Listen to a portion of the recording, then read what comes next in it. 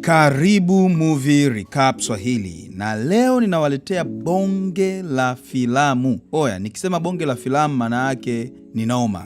Movie inaanza na binti mmoja anaitwa Cairo. Na huyu binti alikuwa anaishi peke yake kwenye jumba moja hivi la kifahari huko mji unaitwa Tennessee, Marekani huko. Wazazi wake ni lawyers, wanasheria, na mara nyingi wamekuwa hawapo nyumbani kwa sababu muda mwingi wapo kazini. Na Cairo alikuwa anajitegemea, yani kwa maana hiyo. Kila siku asubuhi alikuwa anavaa zake viatu anavyovipenda virefu fulani hivi, alafu na kisketi fulani hivi kifupi. Na alikuwa anapita katikati ya mapoli na nini kuelekea shuleni. Huko shuleni kulikuwa kuna mwalimu mmoja anaitwa Jonathan Miller.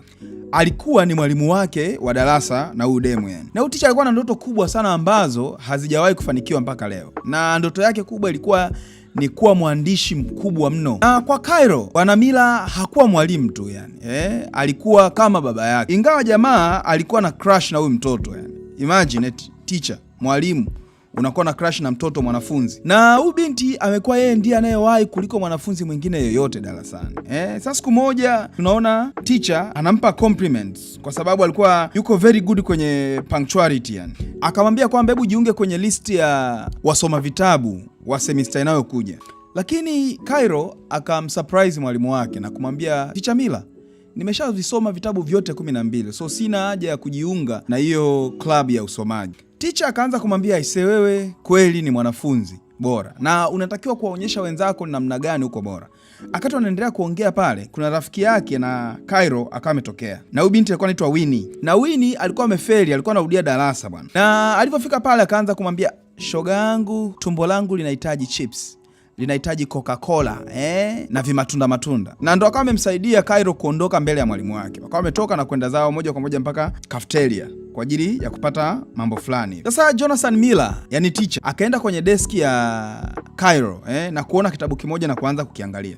Sasa kati jamaa anaenda kusoma kile kitabu, akawa amekuja rafiki yake mwalimu mwingine ambaye anaitwa Boris. Jamaa akaanza kumtania pale kwamba unasoma vitabu vya wanawake, akaanza kusoma ukurasa mmoja kwa sauti. Bwana Jonathan akaanza kuona aibu mbele ya Boris. Lakini baadaye bwana Boris akawa ameona kitabu cha Teacher Miller kikiwa kwenye benchi la Cairo. Akawa surprised hivi, akamwambia, I say I'm very proud na wewe, hadi wanafunzi wameanza kusoma vitabu vyako. Jamaa aliporudi nyumbani sasa anakutana na mke wake Beatrice.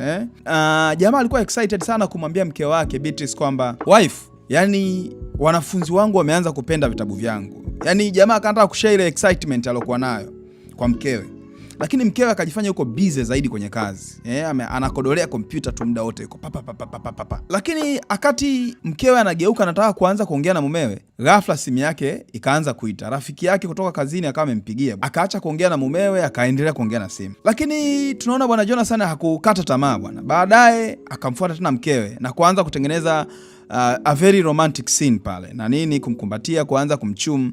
Lakini kabla hajafika mbali, kwa sababu jamaa naye unajua ni mtu anataka vitu, simu ikaita tena bwana. Jonathan akamind sana kwa sababu hafanikiwi kabisa kupata kwa mkewe yani. Watu wazima mnanielewa hapo, kupata mambo unajua tena, kwa sababu mkewe yuko busy na kazi dakika zote. Siku inayofuata tunaona Jonathan ameenda kwa Boris na kwenda kuongea angalau limtoke, unajua na akamwambia, kila ninapotaka kushare na mke wangu kupata tunda, mke wangu anakuwa na mambo mengine, yuko busy na kazi muda wote kuliko kunijali mimi. Akati wanaendelea kuongea au wawili marafiki sasa, kwa mbali akamwona Cairo akiwa anatokea polini bwana, anatembea. Na jamaa alivyomwangalia Cairo, Jonathan akasema, aisee, mtoto kaumbwa. Anaongea kimoyomoyo. Binti akasogea mpaka pale kwa walimu wake, akatoa headphones na kuwasalimia bwana. Lakini muda huo tunaona Boris anaaga na kusepa na waacha hao wawili. Cairo anatabasamu vizuri. Yani mtoto alikuwa ni mdogo lakini mzuri vibaya mno. Upande wa pili Winnie tunaona anamfuata Boris na kujifanya ameangusha kitabu bwana. Lakini bwana Boris akawa ameshtukia kwamba huyu mtoto vipi, mbona kama ananifuatilia huyu mwanafunzi Lakini tunaona Cairo alikuwa anamchungulia na mzoom tu kwa mbali. Akamfuata na kumwambia, rafiki yangu, unazungumziaje essay ya leo? Wakaanza kuzungumzia mambo ya shule pale. Lakini baadaye sasa nyumbani kwa Cairo sasa Winnie akamwambia Cairo kwamba, rafiki yangu, nikwambie kitu, anza kuflirt na walimu, yani kuwaseduce walimu ili uwe unapata inspirations kwa ajili ya uandishi wako. Akamwambia, mimi siwezi aisee. Angalia umri wa walimu. Ukianza kuflati na mwalimu na umri aliokuwa nao, inakuwa ni aibu kwako tu rafiki yangu. Lakini Winnie anamuingia zaidi kichwani Cairo na kumwambia, mfano Jonathan. Jonathan ni mwanaume ambaye ametulia, yuko very focused. Akasema kwa mfano ukajifanya hivyo kwake yule, lazima atafall kwako, na mimi nina uhakika yule anakupenda. Tunaona baadaye Cairo anaanza kuwa convinced na Winnie, na baada ya hapo tunaona Cairo akaanza kumfikiria zaidi Jonathan, na akaanza kuhitaji zaidi ya vile alivyokuwa anamchukulia Jonathan. Sasa na wakiwa darasani, macho yake akawa anamwangalia Jonathan muda wote.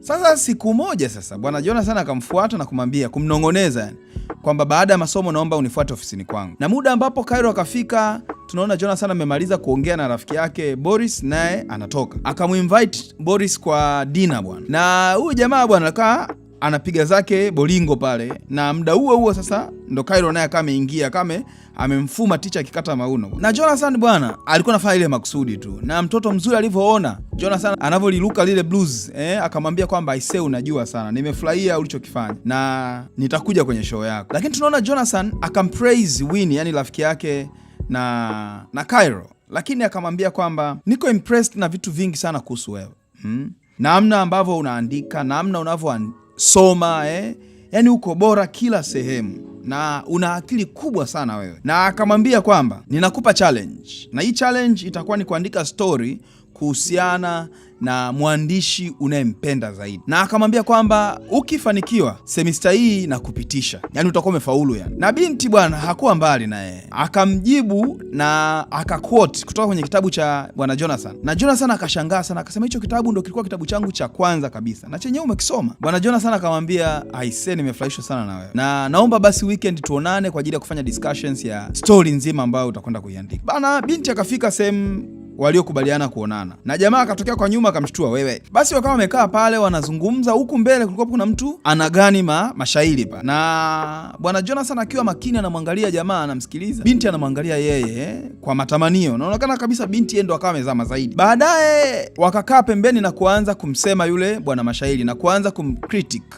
na wakazungumzia baadhi ya story, namna gani angefanya angeperform vizuri zaidi. Binti akatoa sigara na kusema, vipi unavuta? Jamaa naye akachukua akaanza kuvuta. Sasa siku inayofuata binti akajibadilisha muonekano, akajifanya awe hot zaidi, alafu akawaletea kahawa, yani ticha wake Johnson pamoja na Boris, na wakamwambia umependeza sana. Akaenda kuonana na rafiki yake sasa Winnie, akamwambia Winnie, hauwezi amini, ticha Johnson ameniambia nimependeza. Sasa siku ile baadaye walivyoonana, mazungumzo yao yalikuwa kama kawaida, na binti akamwambia kwamba mimi nataka kuandika kitabu au story kuhusiana na mwandishi mmoja anaitwa Henry Miller, na huyo Henry Miller alikuwa ni maarufu kwa uandishi wake wa stori za mapenzi.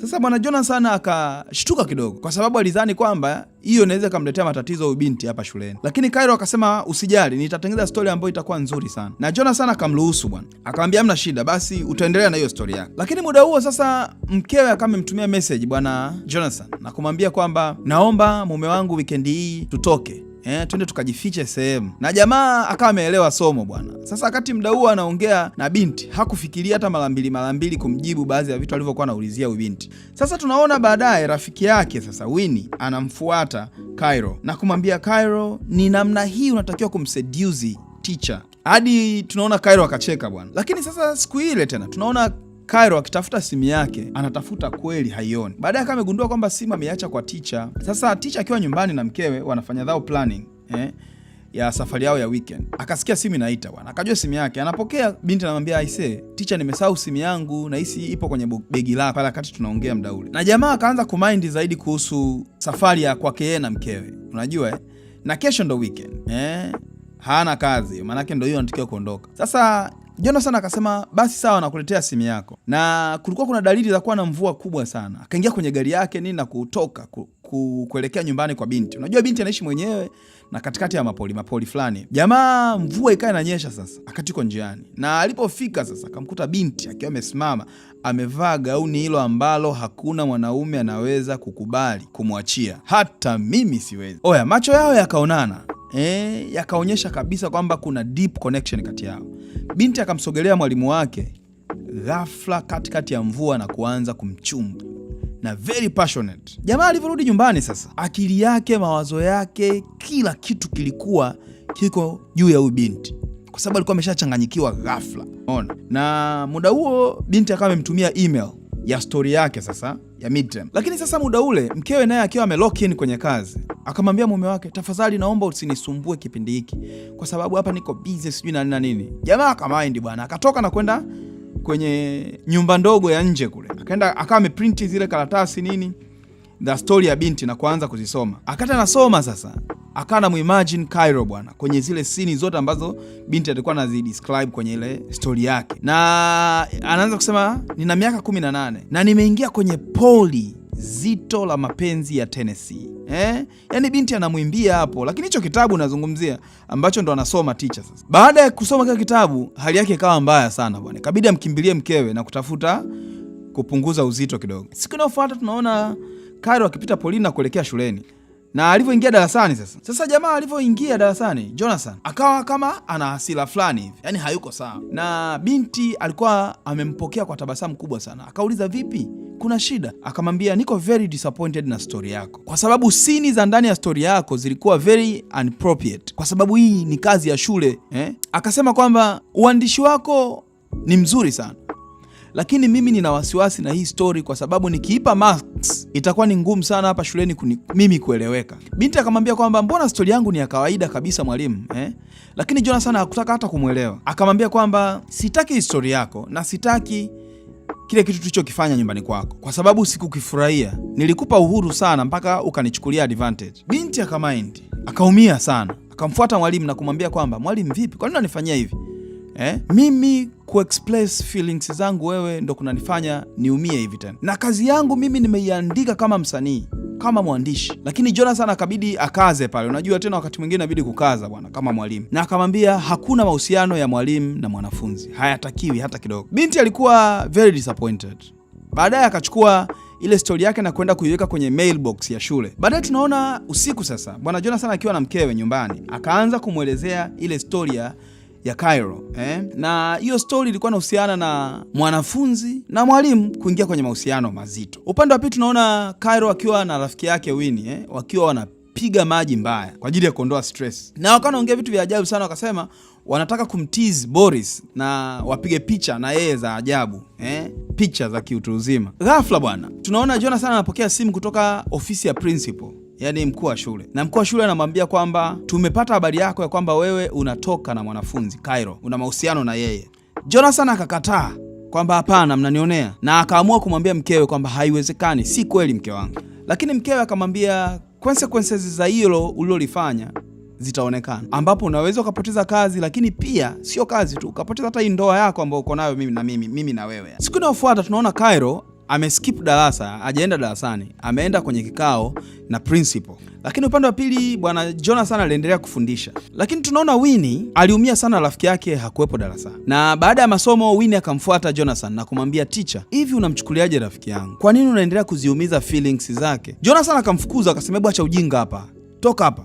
Sasa tunavyoona maisha yanavyoendelea, tunaona siku hiyo imefika ambapo Jonathan na Cairo wamewekwa kwenye kikao na principal. Wakaanza kuulizwa maswali mengi mazito kuhusu mahusiano yao na interaction zao wakiwa darasani na nje ya shule pia. Na binti akasema kwamba tumekuwa na connection kubwa sana. Na hapo tunaona bwana Jonathan akiwa na wasiwasi mkubwa sana kuhusu career yake na yeye tu alivyo. Unajua mtu wakati mwingine ukionekana ni mtu ambaye uko strong, kitu kidogo tu kinakuharibia. Na binti aling'ang'ania kweli, kitu ambacho kikamfanya principal kuanza kuamua kufikiria kumfukuza jamaa kazi. Baada akaenda kuonana na rafiki yake Boris. Boris akamwambia, rafiki yangu, hayo mambo hayafai, inatakiwa uweke boundaries na wanafunzi.